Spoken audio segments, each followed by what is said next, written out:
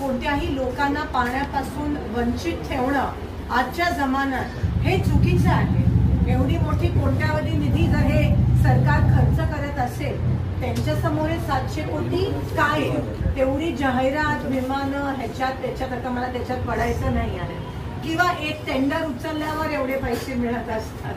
तर असं जर होत असेल तर माझ्या लोकांसाठी पाणी देण्यासाठी उजनीच्या डाव्या कालव्यातून नाग नदीमध्ये सोडून लिफ्ट करून सगळ्या गावांमध्ये देण्यासाठी ही रक्कम ही शासनासाठी माय बाप शासनासाठी किरकोळ आहे। हे समजूनच आपण हक्काच्या निधीसाठी आणि हक्काच्या पाण्यासाठी भांडणं हे अनिवार्य आहे, हे महत्वाचं आहे।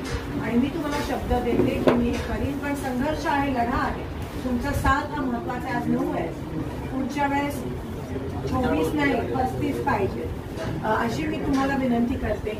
अर्थात तुम्ही मला म्हणाला की अजितदादांकडे मीटिंग आहे, आणि मला माहित आहे तर सरकार आहे, सत्ता आहे, पण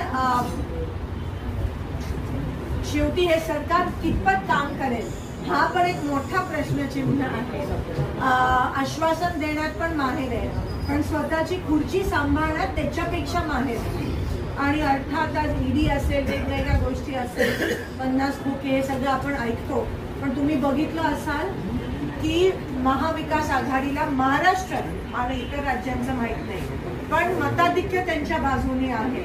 आणि म्हणून हे सरकार जराशी घाबरल्यासारखं आपल्याला वाटतंय, म्हणून आपले नेते पळवत आहेत, आणि म्हणून जे स्थानिक स्वराज्य संस्थेच्या निवडणुका आहेत अजून घेत नाहीये। सोलापूर महानगरपालिका असेल, जिल्हा परिषद, ग्रामपंचायत, कारण का मताधिक्य त्यांच्या बाजूने नाहीये। म्हणून महाविकास आघाडीच्या सरकारला येणाऱ्या दिवसात मताधिक्य मिळेल असं हे सरकारची एकंदरीत सर्वे रिपोर्ट, मी नाही सर्वे रिपोर्ट म्हणत आहेत। म्हणून आता ते जराशी घाबरल्यासारखे दिसत आहे, पण तो वेगळा प्रश्न आहे। आता आपण मूळ प्रश्न जो आहे मी त्याच्याबद्दल बोलले, येणाऱ्या अधिवेशनात 100% हा प्रश्न मी मांडणार आहे, लढणार आहे। हा प्रश्न 100% सुटेल, मी तोपर्यंत मी अर्धवट सोडत नाही। माझा प्रॉब्लेम तो आहे सर की मी कोणता अर्धवट सोडत नाही, मी चिकट म्हणजे किचकट आहे त्या बाबतीत। तो जोपर्यंत तो विषय सुटत नाही तोपर्यंत मी त्याच्यात इन्व्हॉल्व्ह होत असते, आणि त्यासाठी मी तुम्हाला पण त्रास देईन तुमचाच प्रश्न सोडवण्यासाठी।